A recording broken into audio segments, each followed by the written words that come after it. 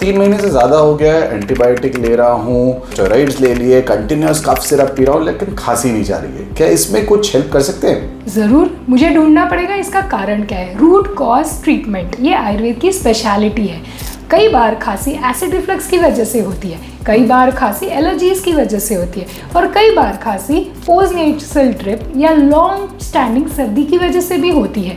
अगर हम कारण को ढूंढें और उसको सटीक दवाई दें तो खांसी जड़ से जाती है और बहुत अच्छे रिजल्ट्स भी मिलते हैं।